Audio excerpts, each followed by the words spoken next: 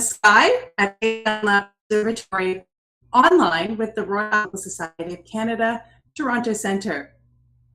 My name is Denise Chilton.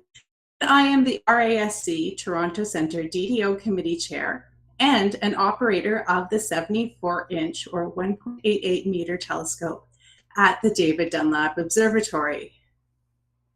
I'm excited to welcome you, our guests, to tonight's Up in the Sky Perseids special. If you haven't already, please take a moment to say hi in the YouTube chat and tell us where you are joining us from. This helps us to make sure that our technology is working properly. The Royal Astronomical Society of Canada's mission is to enhance understanding of and inspire curiosity about the universe through public education, outreach, and support for astronomical research. In partnership with the City of Richmond Hill, RASC hosts outreach activities at the David Dunlap Observatory, or DDO. The observatory is home to Canada's largest optical telescope. And while we miss welcoming visitors to the DDO facility, we're really happy to bring you virtual programming instead. We would like to start by acknowledging that the David Dunlap Observatory in Richmond Hill stands on the traditional territories of the Wendat, the Haudenosaunee, and the Anishinaabe peoples, whose presence here continues to this day. We would also like to acknowledge that this land is at the meeting place of two treaties, the lands of the Mississaugas of the Credit and those of the First Nations of the Williams Treaty. We thank them and other Indigenous peoples for sharing this land with us. For tonight's Perseids special, we are joined by a host of special guests. If you have questions for any of our guests at any point in the broadcast, please post them into the YouTube chat. We will stop to take questions at a couple of intervals throughout the broadcast. So let's take a look now at our program for this evening. We will have speaker Max Cho, who will be discussing what are meteors, or meteor showers. We have Maheen Hamani, who will be coming on to tell us what we can see up in the sky this week. And then we also have Arpa Ali, who's got some Perseid viewing tips for you. We are also very delighted to bring you some live views from several telescopes tonight. We have on the line the David Dunlap Observatory in Richmond Hill, where Senior Telescope Operator Chris Vaughn and DDO Outreach Coordinator Quinton Way-Rich are operating Canada's largest optical telescope. We are also joined by Dorsa Amadia and Dian Thakar, who are bringing us live views, pre-recorded views from the 1 meter telescope at the Allan Carswell Observatory at York University. We're really delighted to partner with them tonight. Moreover, we also have RASC member Francois Van Heerden on the line, who is joining us from his private observatory, the Looney Observatory in Trenton. And in case you are wondering, yes, there is a lucky Looney embedded in the concrete foundation of his small dome. And I think at the bottom right of your screen, you will see a stream of the Perseids from RASC member Michael Cook's Newcastle Observatory. We have Michael Cook on the line with us now to tell us a little bit about his observatory and the video feed that we are seeing at that bottom corner of the screen. Are you there, Michael? Yes, I am. Good evening, Denise, and everyone else out there. I hope you're all doing well. I'm so glad to share with you in this event this evening, and I'll give you a little bit of background about the meteor cams. The cams are part of the Global Meteor Network, or GMN. You can learn more about the GMN at the globalmeteornetwork.org website. There are about 300 cameras to date in 22 countries around the planet, and the network is still growing.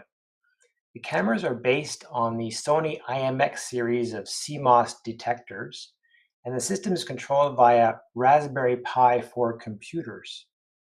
The images are captured at a rate of about 25 frames per second, at 720p resolution using 3.6 millimeter focal length lenses. Here at Newcastle Observatory, I've got 3 cameras running and pointing to different parts of the sky. And the camera pointed to the northeast sky is the one capturing the Perseid meteors.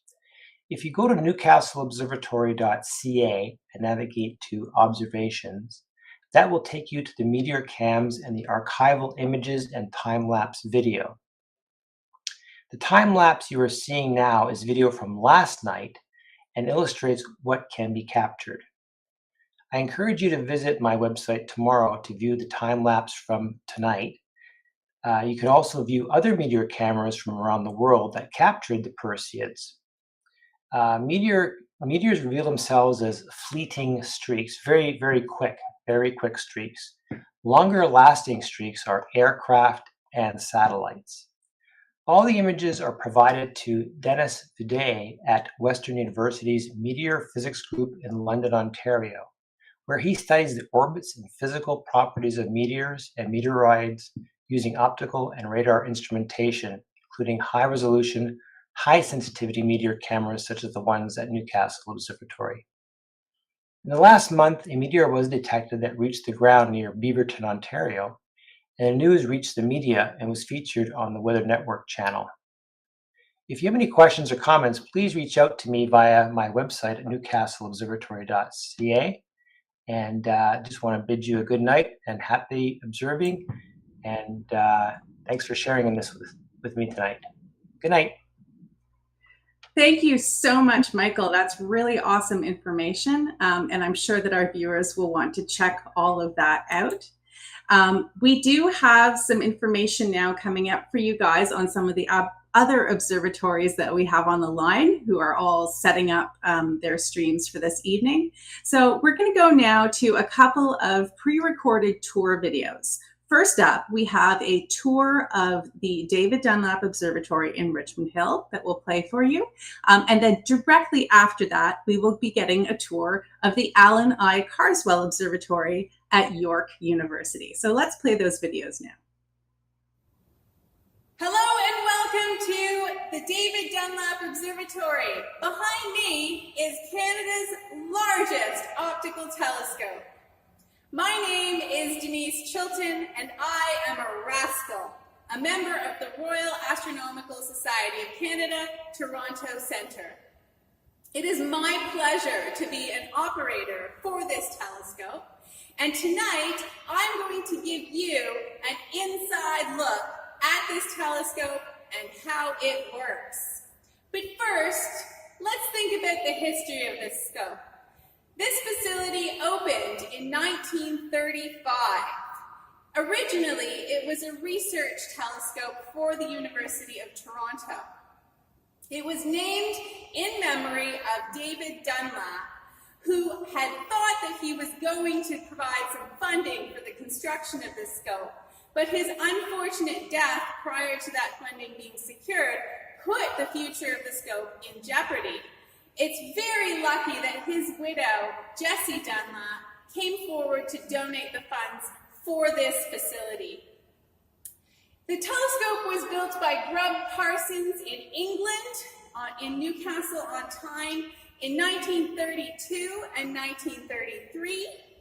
It was shipped across the Atlantic in pieces after being completely built and assembled and then disassembled in England. It was shipped here and rebuilt on this site, and it opened in 1935.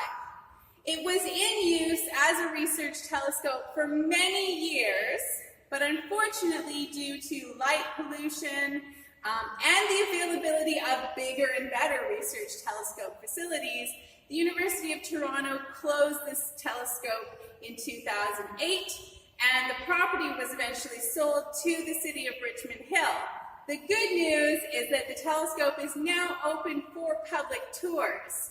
Unfortunately, with COVID, we can't have people in the building, but tonight it will be my pleasure to show you how this telescope works.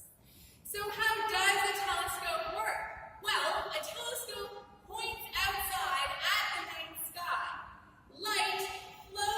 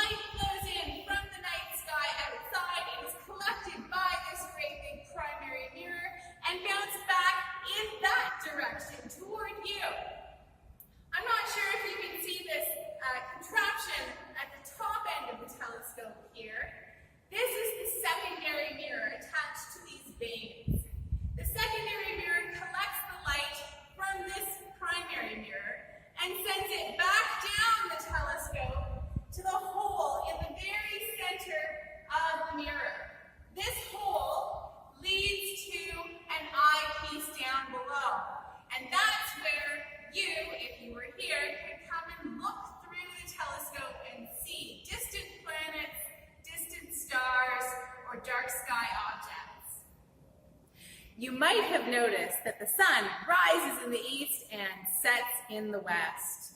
If you were to stay up all night, you might notice that all of the objects in the night sky do the same. The moon, the stars, the planets, and more. This is because the Earth is rotating. But what this means is that the telescope needs to be able to lock on to night sky objects and then track them across the sky as the Earth rotates. So we have some controls over here that allow us to lock onto our targets. Every object in the night sky has a set of coordinates. We call these coordinates right ascension, for east to west, and declination, for north to south. These are the same as latitude and longitude coordinates for objects on Earth. Let me show you how our controllers work. This is our declination controller. It helps the telescope move north to south. Let's watch how that works.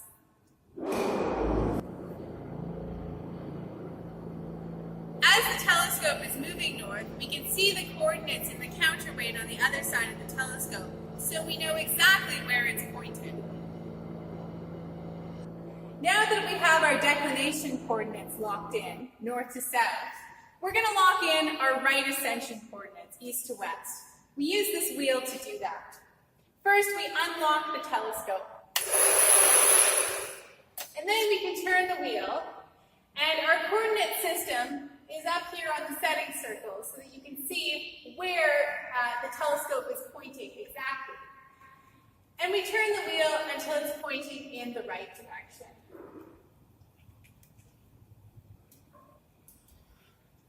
Once the telescope is pointed in the correct direction, we need to lock it in place again so that it doesn't swing around.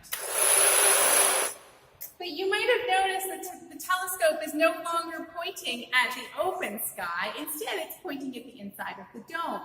So we need to rotate the dome roof to bring the open window in front of the end of the telescope.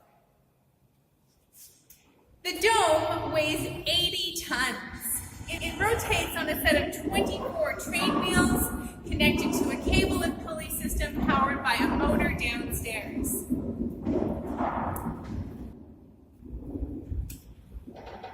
Once the open shutters are in position, we're ready to start observing the night sky. Just up this ladder, we can find our way to the eyepiece. I wonder what I'll see tonight. Thanks for joining us for this virtual tour of the David Dunlap Observatory. We hope to see you here in person as soon as we're able to reopen the facility for public tours. Until then, wishing you clear skies.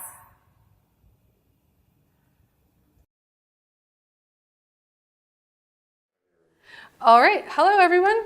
Welcome, I'm Professor Elena Hyde, and you are here today at the Allan Carswell Observatory on York University campus. We're very excited to be here with you, and we're here on the third floor of the Petrie building, just walking across the walkway here up to the telescope. And as you can see, as we go upstairs, we'll be able to access the domes of the telescope inside the observatory. And of course, we'll be able to show you the interesting telescopes and exactly what it is we do here. So join us for today for a little bit of a tour. Welcome everyone. As you can see, we have now come upstairs into the actual observatory itself. So here we are inside the Allan Carswell Observatory, and just to call out, this is what we call the warm room. So this is the little middle area that we're standing in right now, where the astronomers come to warm up in between looking through the different telescopes. And we actually have two telescopes which correspond to the two domes that you can see from the outside. Our first telescope is our old tried and trusty 60 centimeter. The 60 centimeter has been in operation for quite a while, running all kinds of exciting research observing as well as occasionally public observing. We do, of course, variable stars, SX Phoenicius, and lots of interesting stuff. And in fact, the 60 centimeter has a brand new instrument being put on it called Quail, which is in the process of being built right now by some of our students and grad students. So I'm just going to go ahead and open the door here for you. Here we have the 60 centimeter, and as you can see, it is a little bit of an older telescope. This telescope is, one of our oldest and truest sort of friends here. You can see by the amount of cabling and where it has in fact been around for a while, but it is still used every night that is clear for research observing. So very exciting, wonderful telescope that we love to use here at the Allan Carswell Observatory. Just on the side, the shiny new pieces of chrome, or aluminum I should say, that is the new instrument Quail, which is in the process of going onto the telescope now. All right, everyone, so now you can see that we're actually inside the computer part of the warm room. This is where we control the 60 centimeter as well as the 1 meter telescope that you're going to see shortly. And this is also where we broadcast our live images for, of course, our Monday night online public viewing, our Wednesday night teletubes, and any other time we want to share live images from the telescopes across to the public or our colleagues. So these telescopes get a lot of use every week here at the observatory, but the computers here probably get even more use because we very rarely turn them off. They're always running exciting new images and, of course, lots of new data reductions and analyses as well. So this is the warm room area, and we have some heaters around. It does look a little messy, but I can assure you we are social distancing. All right, everybody, now we have finally reached our pride and joy, the 1 meter telescope. This is quite a new telescope here at the observatory, and this telescope is why we are called the Allan I. Carswell Observatory. In fact, it was a donation from the Allan I. Carswell Charitable Fund, which allowed us to purchase this telescope, I should say, not just last year, but 2019 was when it actually arrived in the dome. Before, we had a little tiny 40 centimeter telescope, which has actually been moved over to the atrium. This telescope has amazing pointing and beautiful imagery. So you might wonder, why am I holding the planet Mars here? This telescope is allowing us to view Mars opposition with absolutely unparalleled, or I should say unprecedented detail for the observatory. So we can view planets and galaxies, and also, of course, take lovely imagery which we can combine and make beautiful processed images of not just Mars, but other planets or nebulae and even star clusters. We're looking forward to installing a spectrograph soon, so watch this exciting space. Thank you very much for coming along with me on this tour of the Allan I. Carswell Observatory. This concludes our little look around, but if you would like to reach out, you can find us on email at observe@yorku.ca, or of course you can visit us on social media with Twitter and Instagram at York Observatory and Facebook at Allan I. Carswell Observatory. You can also see our website at observatory.info.yorku.ca. Thanks for joining, everyone.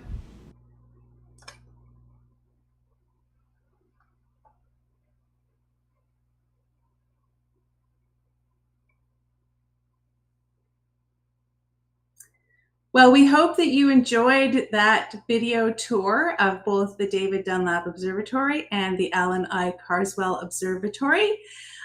Next up on our schedule, we thought you might like to know what meteors are and how meteor showers come to be, because of course the Perseids is one of the highlight meteor showers of the year. So we have Max Cho on the line now. Max, tell us all about meteor showers. Hello, everybody. Thank you, Denise. I am Max. I'm really glad to be the first speaker of the night, and I'm bringing you what causes meteor showers. My presentation is going to consist of two sections. First of all, I'm going to briefly cover what are meteor showers, and then we're going to move on to our main topic: how are they really formed?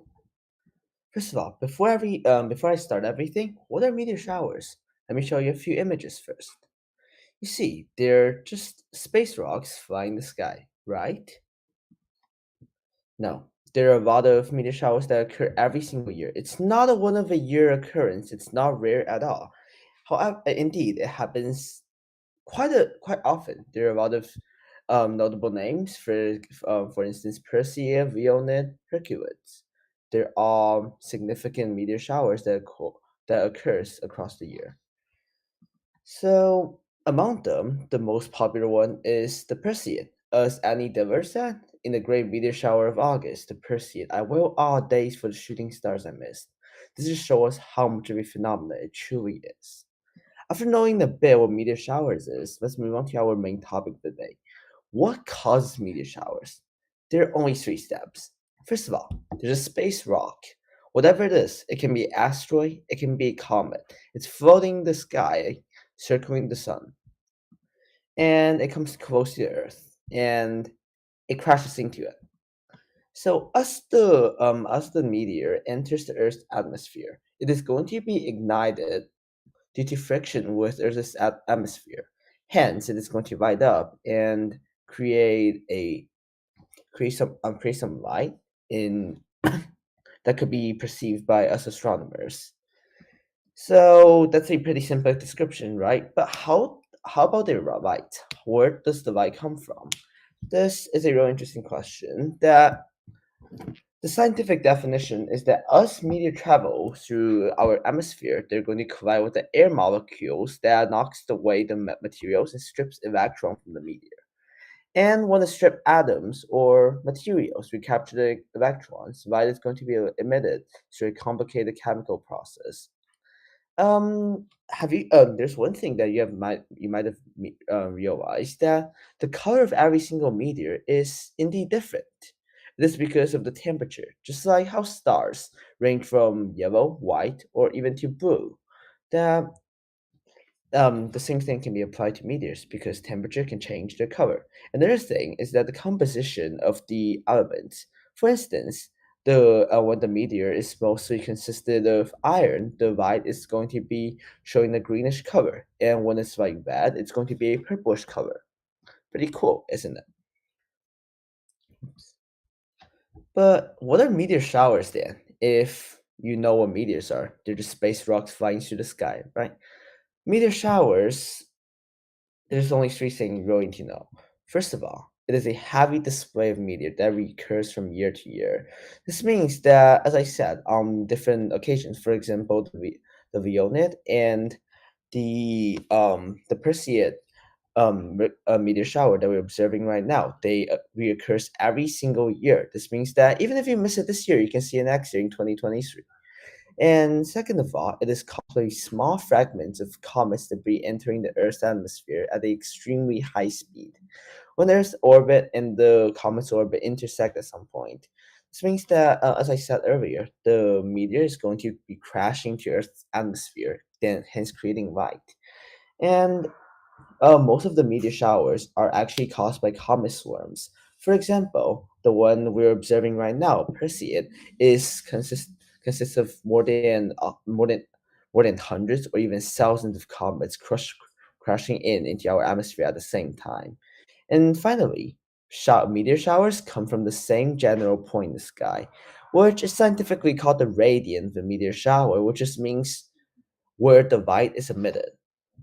So this means that some in certain occasions the meteor showers cannot be perceived all around the globe. For instance, the Perseid meteor shower, it can only be observed in the northern hemisphere within the certain latitude.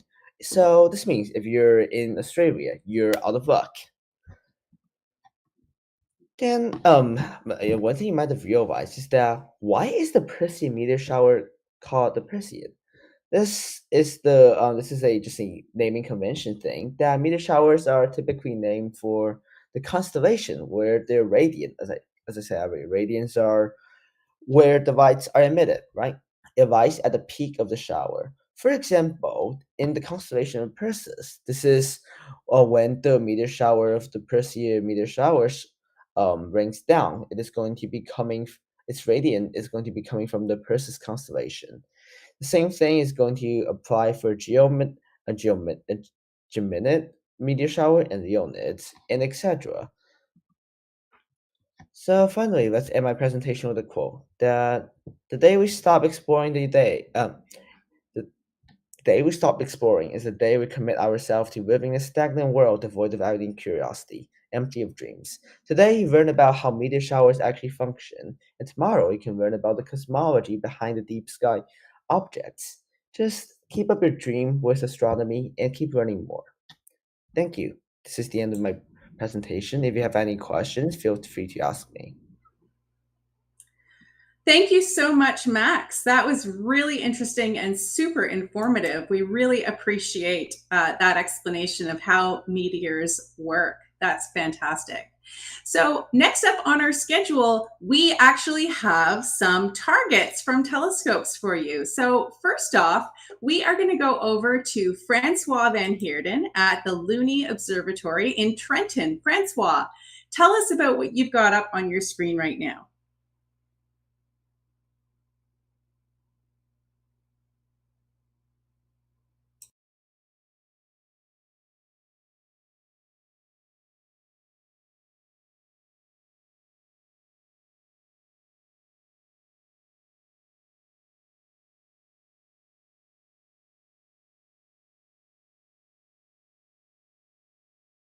Hearing Francois right now.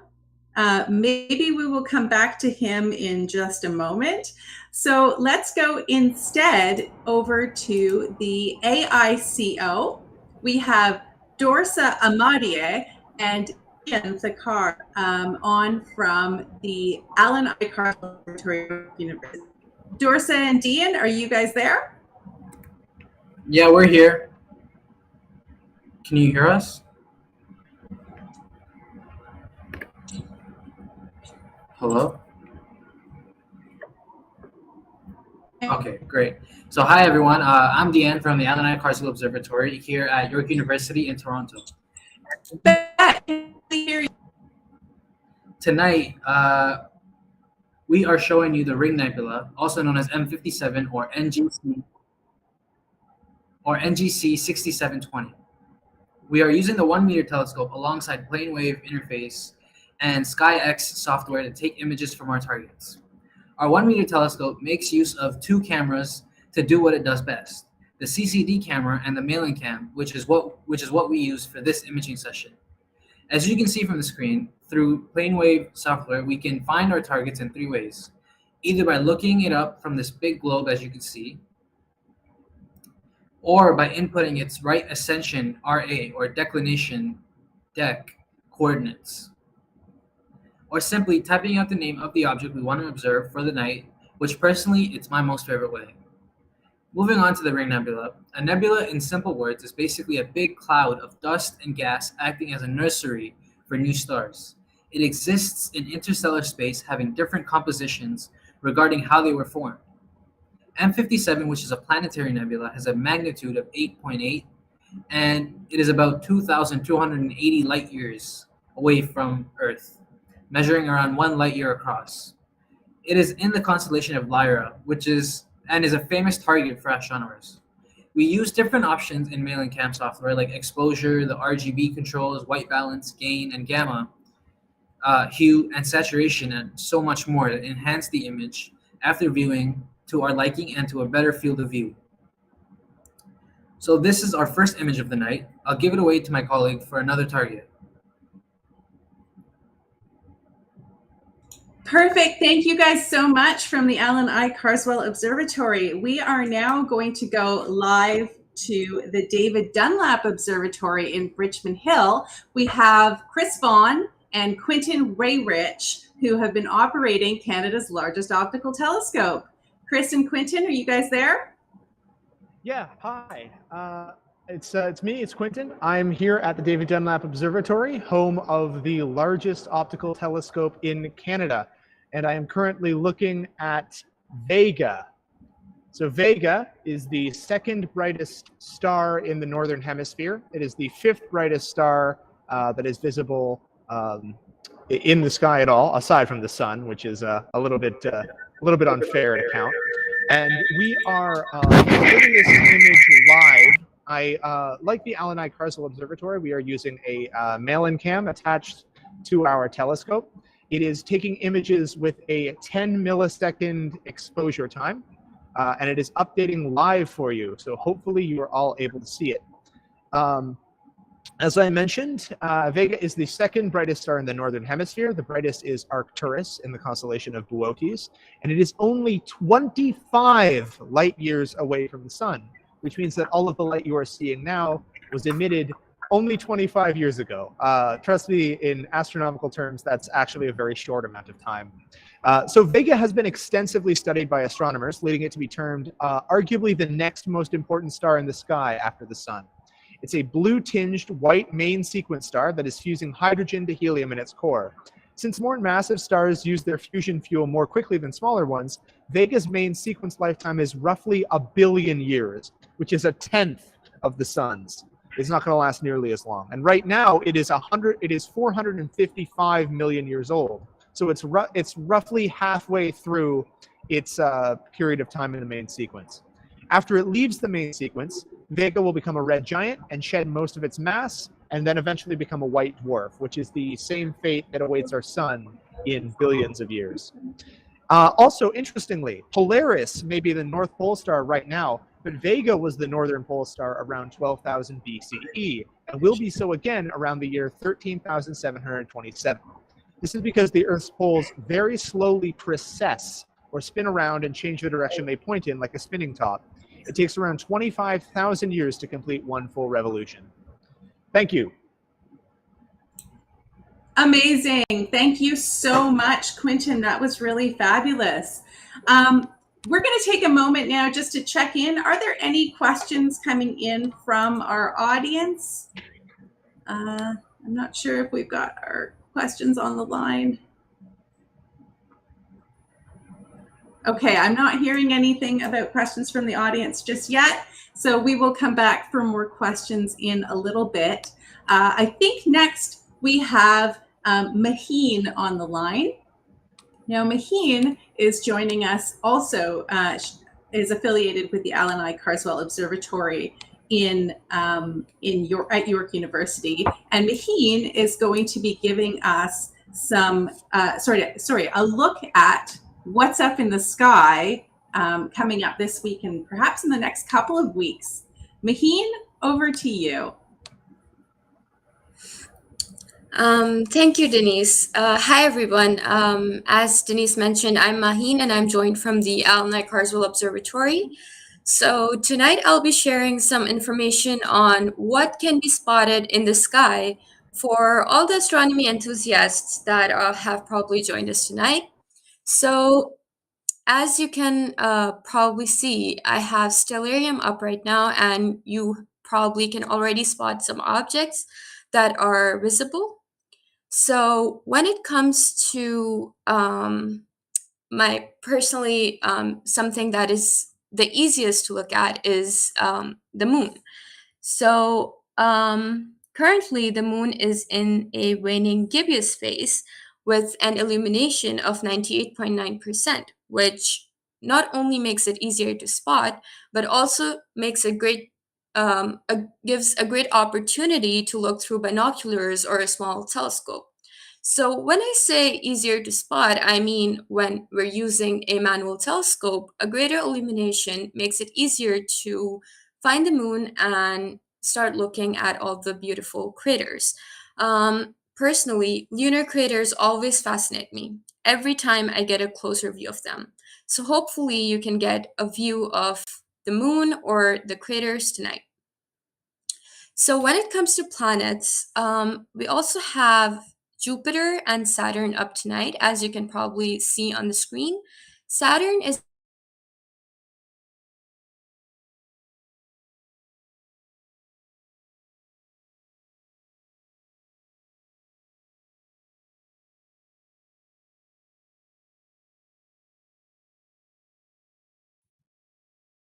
has already risen. So it had a rise time of 5:25 p.m. local Toronto time. So I will be mentioning all the times in Toronto time. And will set at 3:32 a.m., which is a long enough window to have a look at it. Now, you might wonder what Saturn looks like from the naked eye. Generally, Saturn will appear star-like to the naked eye. However, if you look closely, you might be able to spot its distinct golden color, which will generally be further enhanced if one is using binoculars. But when it comes to Saturn's rings, you generally need a telescope to be able to look at them. So sadly, you cannot look at Saturn's rings just through binoculars or the naked eye. A bit about Saturn. Saturn is the sixth planet from the Sun and the second largest planet in the solar system. As most people already know, and as we already mentioned, Saturn is unique among the planets due to its ringlets. It's not the only planet that has rings. However, its rings, which are made up of chunks of ice and rock, just like the rings of other planets, are the most spectacular and complicated among all the other planets.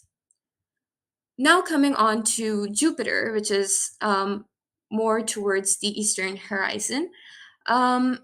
It has had the rise time of 7:25 p.m. and will be setting at 7:34 a.m., which gives it almost a 12-hour window, although certain times are easier and better for observing, which is due to darkness and other factors such as how high is the planet up in the sky, and therefore it's important to keep those factors in mind. Jupiter is the largest planet in the solar system. It is a gas giant with a mass of more than 2.5 times that of all the planets in the solar system combined.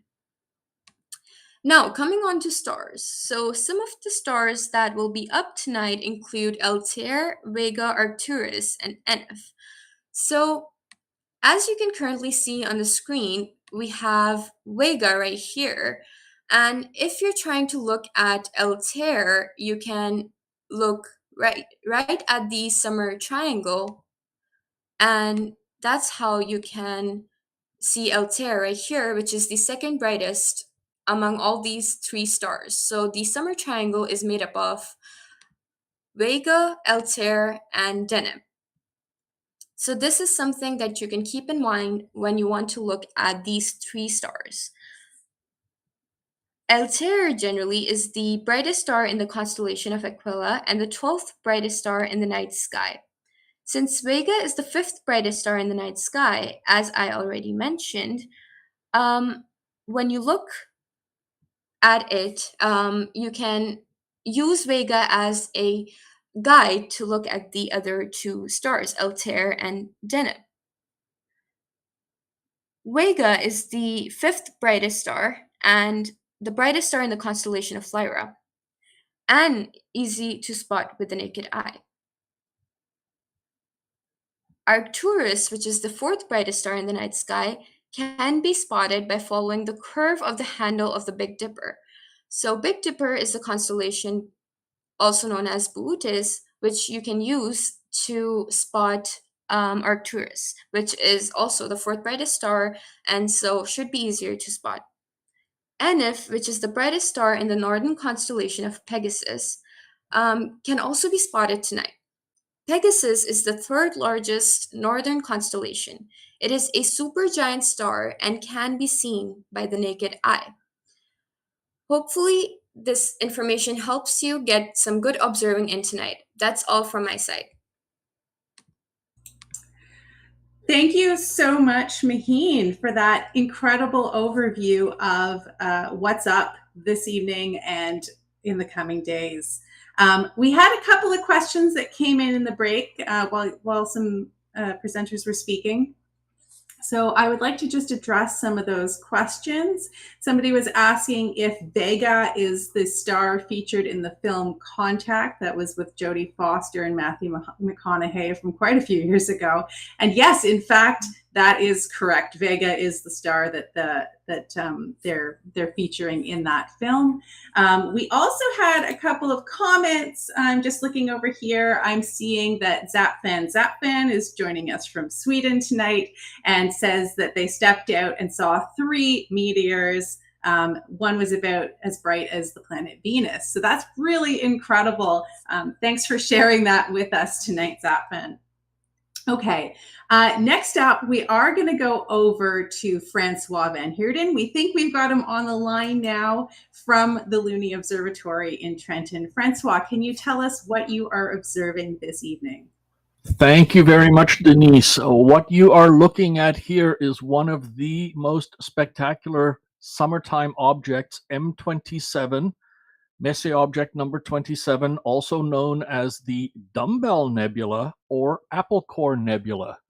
This is a planetary nebula in the constellation of Vulpecula, and it's quite large, quite bright, and it's very popular with amateurs. You can see it as a hazy patch in binoculars and in small telescopes.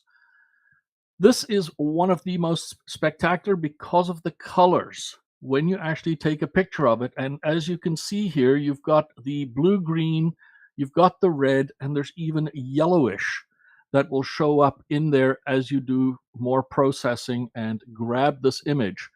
This is one of my favorites, and I love being able to observe this and share it with people in the night sky. It is a nova remnant, basically a star decided it had used up most of its hydrogen fuel. It collapsed suddenly and then blew off its outer shell. So what you are looking at is that remnant, and it is continuing to expand. Sits about 1,360 light years away from us. And so if you do get the chance to look at this through a telescope, I highly recommend it. Back to you, Denise. Thank you so much, Francois. That is a beautiful image that you had up on your screen. Thanks so much for sharing that with us. We'll let you get on to a new target. We are now going over to the AICO.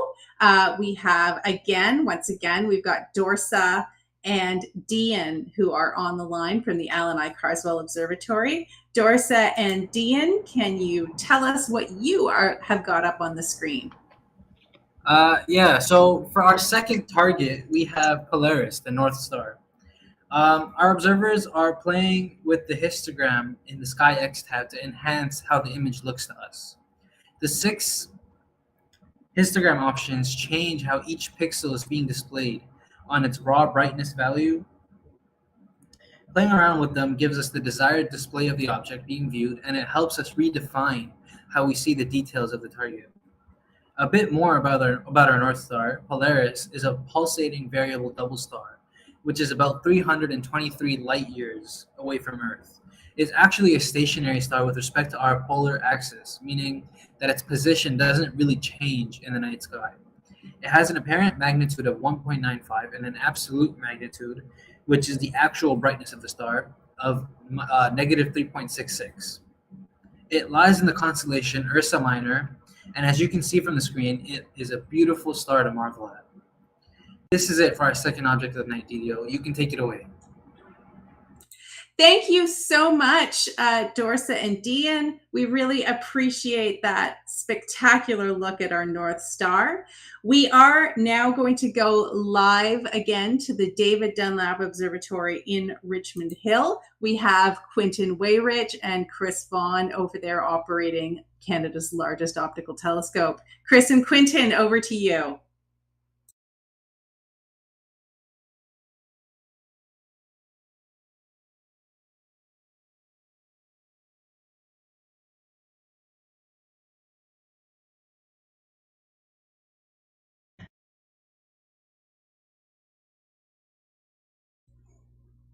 Okay, I am not hearing Chris and Quentin, so we will try and come back to them. Hold on. Sorry. Oh, hold on. I'm starting to hear them I here. apologize. There, the mic had been muted, but hopefully you can hear us now. So the object that you were looking at. Awesome. Okay, so the object you were looking at is Razel-Gethi. Razel-Gethi is a double star in the constellation of Hercules.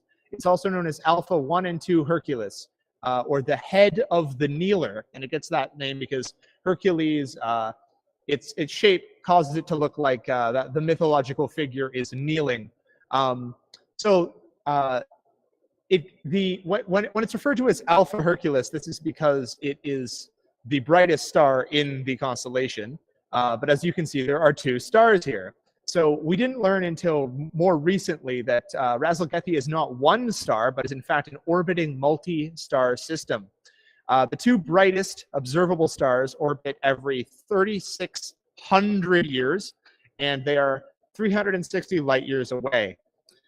So they're sun-like, yellow, but they're aging and reddened. Their surface temperature is around 4,900 Kelvin, and they're swollen to the size of Mars's orbit, which is significantly larger than our own sun, as I'm sure I don't have to tell you. There's a hotter blue companion, which is around 7,350 degrees Kelvin. So as you can see, it's a little bit faint, but this is Alpha 1, and this is the dimmer companion, Alpha 2. Over to you, Denise. Thank you so much, Quentin. That was a beautiful, beautiful look at the sky. Okay, so that is a quick round of targets from all of our telescopes. We will have some more targets coming up in just a few moments. But at this point, I would like to introduce Arfa Ali, who is joining us again. She is affiliated with the Allan Carswell Observatory at York University. So Arfa, we're going to bring you up on the screen now. Can you tell us a little bit about how to best observe the Perseids for the folks who want to get out tonight and maybe see a few of those meteors? For sure, Denise. So, what do you need to see the Perseids for yourself? Well, the good news is that you don't need a telescope or even a pair of binoculars. The Perseids are one of the brighter meteor showers of the year and are quite capable of being seen with the naked eye. Additionally, Perseid meteors are nice and plentiful, with around 50 to 100 meteors falling per hour near the peak of the season. This means that it doesn't require an unreasonable amount of luck to observe them. If you are able to get a clear view of the sky without too much light pollution and watch for a few hours, you're likely to see a good number of meteors.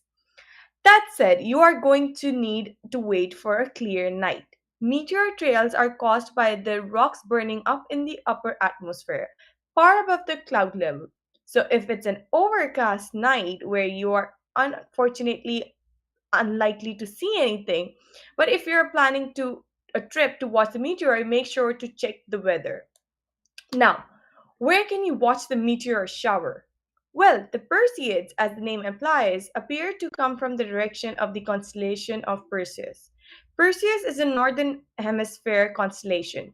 So the meteors are much easier to see if you live in the northern hemisphere. If you do live in the southern hemisphere, you may still be able to see a few meteors if you live less than around 30 degrees south of the equator, as Perseus is still visible at these latitudes. However, the further south you are, the fewer meteors you will see, unfortunately.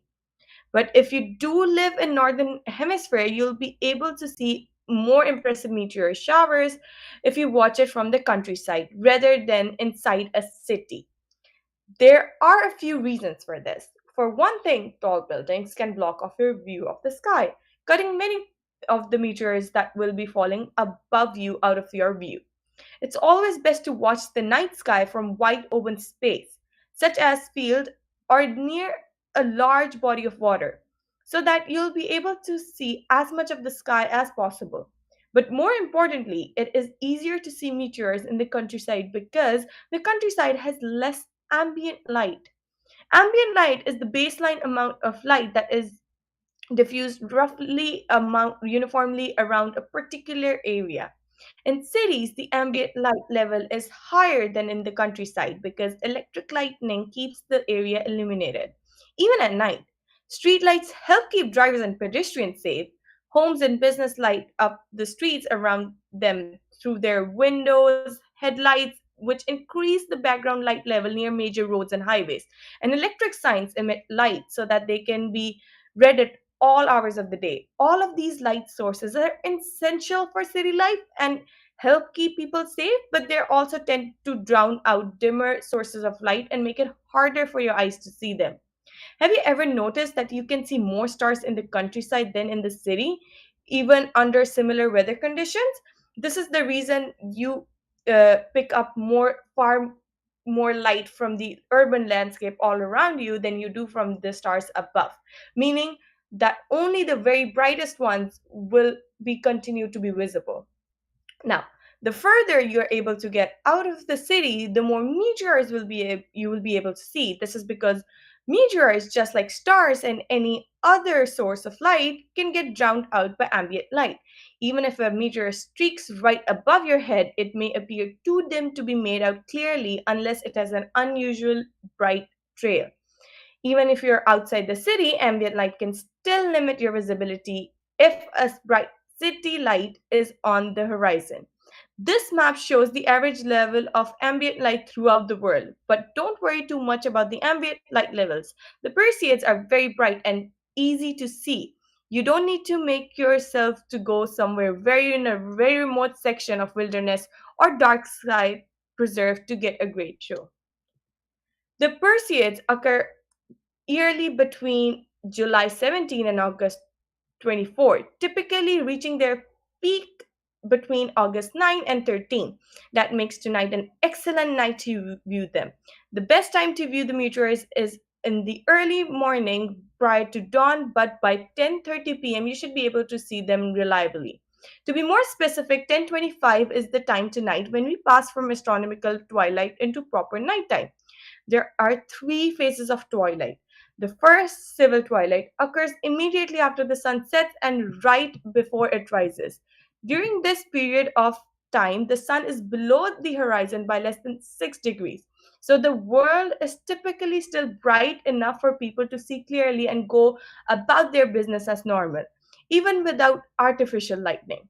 Tonight in the Toronto area, civil twilight lasted from sunset at 8:29 p.m. to 9:01, meaning that this phase was ending right as the program you're watching right now was scheduled to start.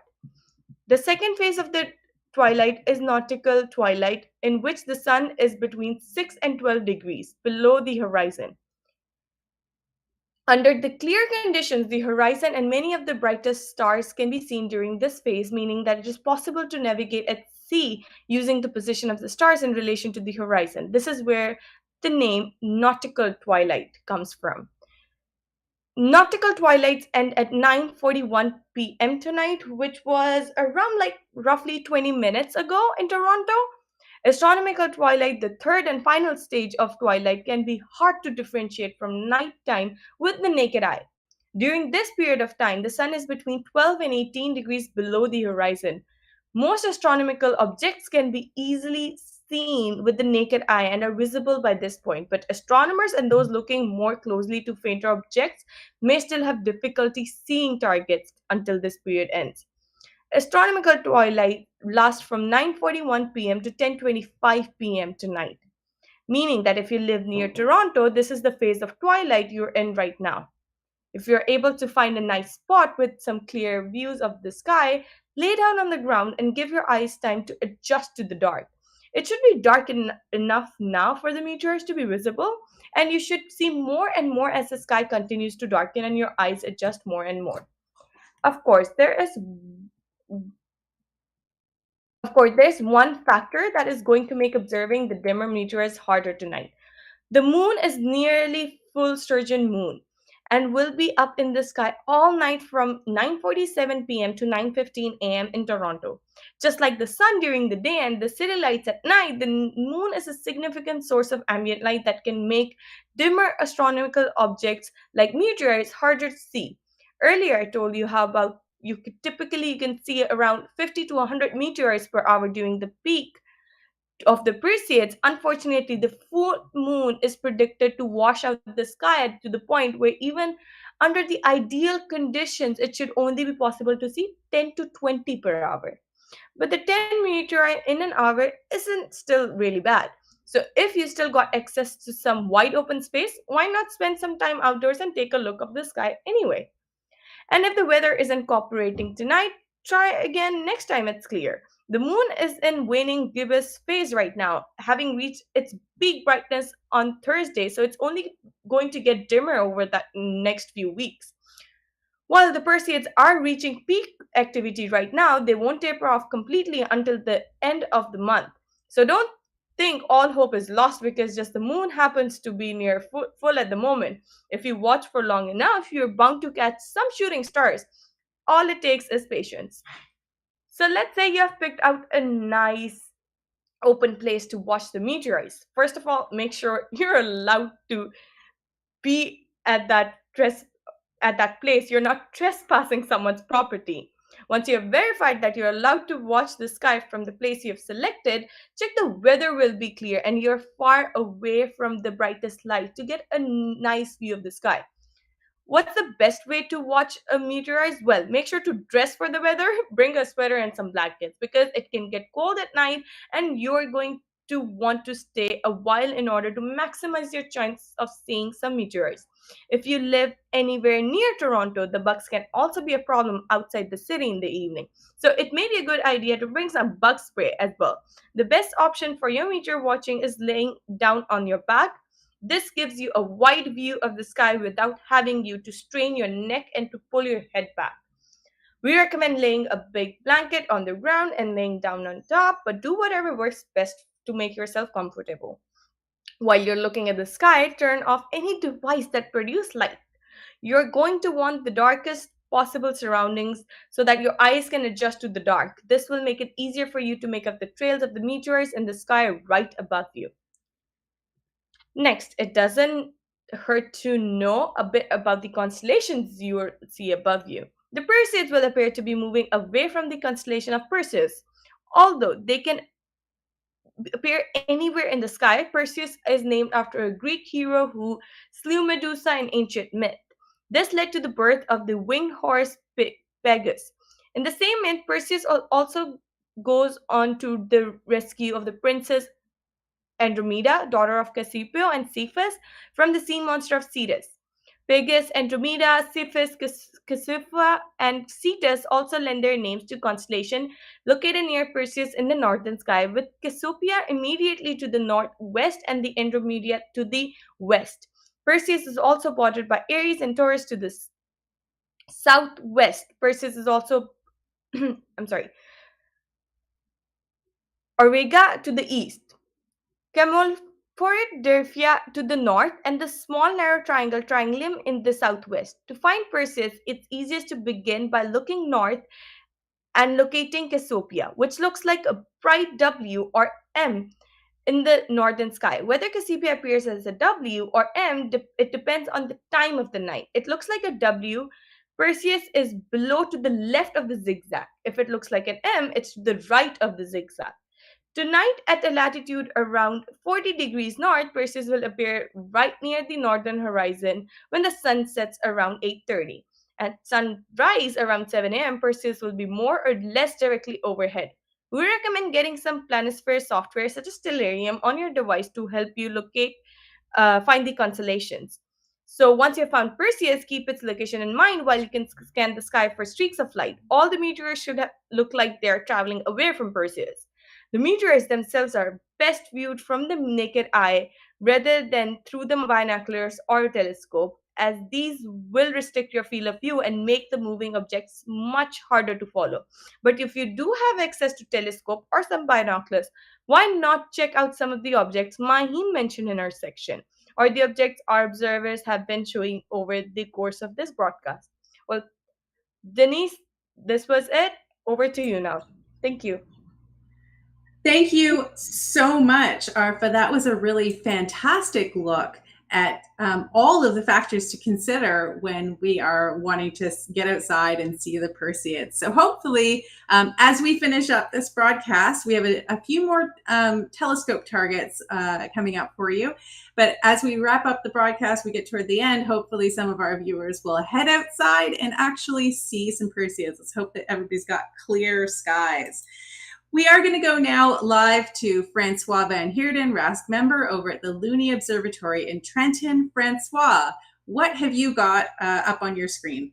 Well, this object is really easy to find, Denise. If you have 10 by 50 binoculars and you can identify Cygnus the Swan or the Northern Cross. If you look at the intersection of the two, the wings of Cygnus and then the crossbar going across from Albireo all the way to Deneb at the back of it, 1.5 degrees down. So if you have 10 by 50 binoculars, you will see this object, which is M29, also known as the cooling tower. This is easy to spot. It's really just, you need to just be facing south. So it's a little south and east of that cross star Satyr or Gamma Cygni. It covers about a quarter the size of the full moon, so it is relatively easy to identify. And you can see it, the reason it's called the cooling tower is if you actually turn your head slightly sideways, you'll recognize this as the cooling towers for nuclear power plants in the US. But we don't have that style here in Canada, but that is what gave it its name. So this is one object that if you have 10 by 50 binoculars, it's easy to find. Back to you, Denise. Francois, thank you so much for that awesome explanation of the cooling tower. That is a fantastic target in the night sky. Next up, we are going to go back over to the Allan I. Carswell Observatory, where once again, we have Dorsa Amadia and Dean Thakar on the line. Dorsa and Dean, what have you got in your field of view for us? Welcome back to Allan Carswell Observatory. My name is Dorsa, and we're back to you with our last target. We have the Hercules cluster, otherwise known as M13. It is around 25,000 light years away from Earth, and an interesting fact about this cluster is that M13 is actually home to over 100,000 stars, and these stars will spend their whole lives spinning around the cluster. The stars in this cluster are so close to one another that their collision could form what we call a blue straggler or a new star. The Hercules cluster is one of the 150 known globular clusters surrounding the Milky Way galaxy, and it is in the IAU constellation of Hercules, as its name suggests. It has a magnitude of 5.8, so it is very hard to see with the naked eyes. It is almost at its visible limit, actually. And unfortunately, I really wanted to see this, but we need telescopes for that.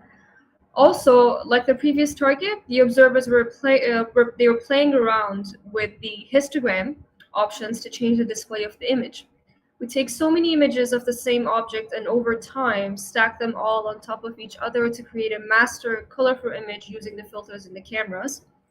And for this case, we have the CCD camera, so we use the filters, and later on, what you're seeing is what we normally see in an observing night. So later on, we analyze and play around with the collected data for scientific and research purposes.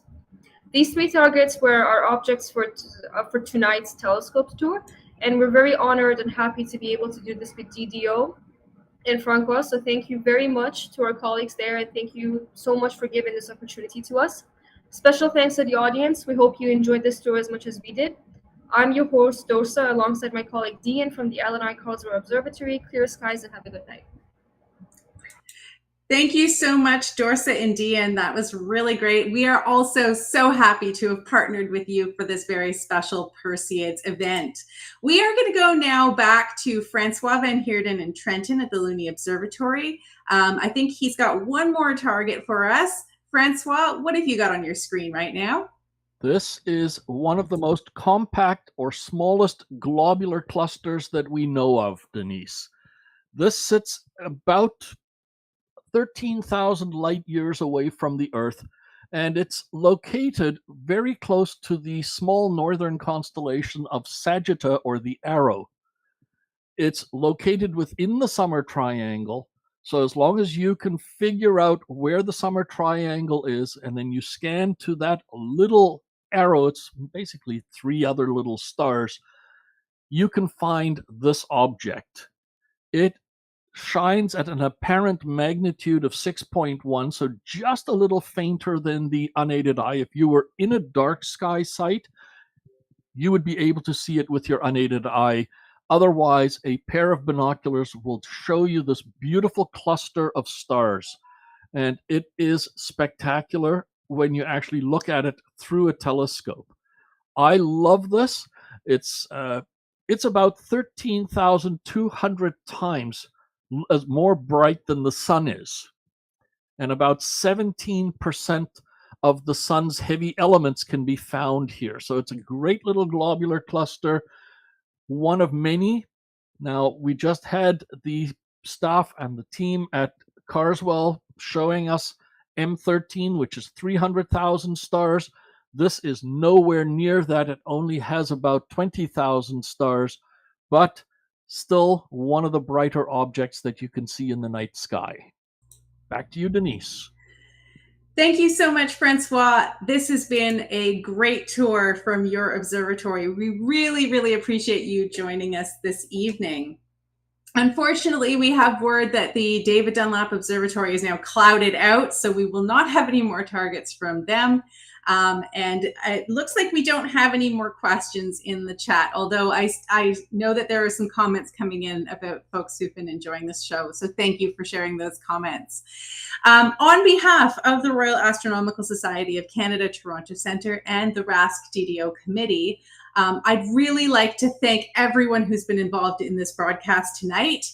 We have our telescope operators, Chris Vaughn and Quentin Wayrich at the DDO, Dorsa Amadia and Dean Thakar at the AICO, Francois Van Heerden at his Looney Observatory, and Michael Cook, who brought us that stream of the Perseids from his Newcastle Observatory. Thanks also to our presenters, Max Cho, Maheen Hamani, and Arfa Ali, for sharing such wonderful information, not only about meteors and the Perseids, but also about what's up and worth seeing in the sky this night and this week. A special thank you to our technical support team, Andrew Reed and Betty Reed. And of course, a huge thank you to all of you, our viewers, for joining us this evening and for your questions and comments. This talk is part of our 2022 season of astronomy events at the David Dunlap Observatory Online, offered through the partnership of the Royal Astronomical Society of Canada, Toronto Centre, and the City of Richmond Hill.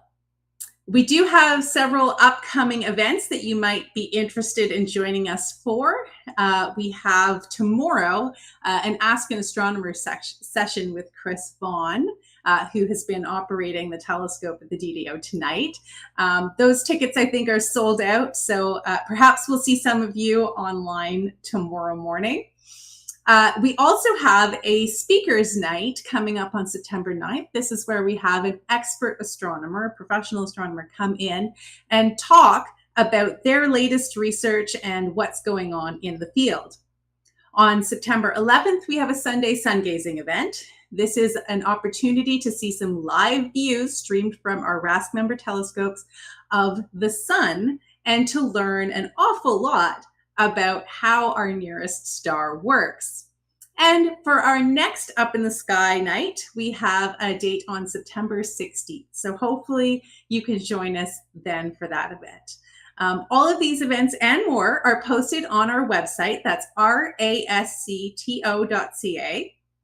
So please do have a look there for more details. We're hoping that tonight's Perseids special has you very excited about getting started in astronomy for yourself. So to end the evening, we have a quick video for you with some tips about how to get started with your astronomy hobby. Wishing you all clear skies and many, many Perseids. Have a great night.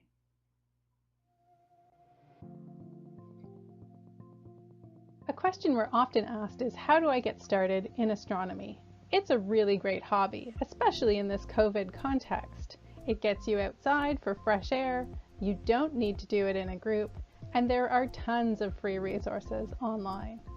So here's a quick guide to getting started in astronomy. Step 1 is to learn the sky. This really is essential, as it's important to be able to orient yourself and know what you're looking at. There are lots of resources to help you with this. If you prefer books, I can recommend Night Watch by Terence Dickinson or The Beginner's Observing Guide by Leo Enright. Or if you'd like to print out some star maps and star finders, there is the Star Finder from the Royal Astronomical Society of Canada. That's a printable star finder that you can take out with you under the night sky. Or you can print sky maps and sky atlases from skymaps.com. If you're a little more tech savvy and you prefer programs and apps, I recommend Stellarium. This is free planetarium software you can install on your home computer, or Sky Safari. This is an excellent app for your phone. Once you've got your bearings, step 2 is to start observing. That's right, just head out under the night sky and look up. You don't need any special equipment, just your eyes. With your eyes, you can see things like constellations and asterisms. These are the formal and informal patterns that stars make in the night sky. You can see planets like Mars and several other planets as well. You can see the moon and observe its different phases as it moves across the sky. You can see meteor showers, comets, and even one galaxy that's bright enough to see with your naked eyes in a very dark sky area.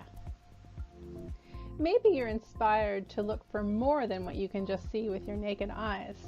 So step 3 is it's time to start collecting some gear. Now, you might be surprised that you may already have some of the things you need lying around the house.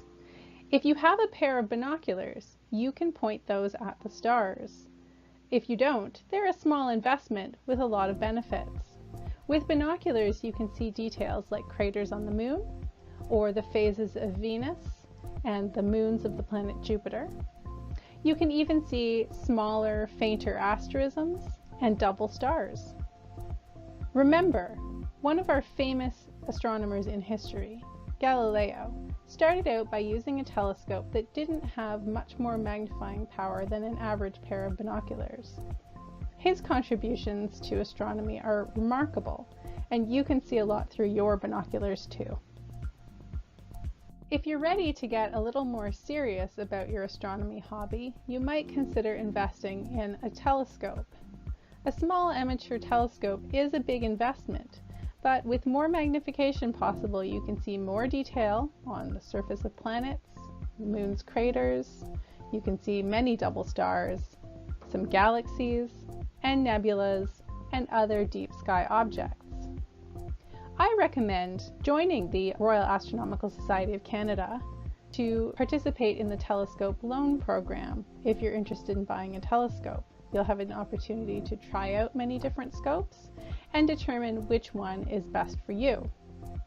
And this brings us to step 4, connect to a community.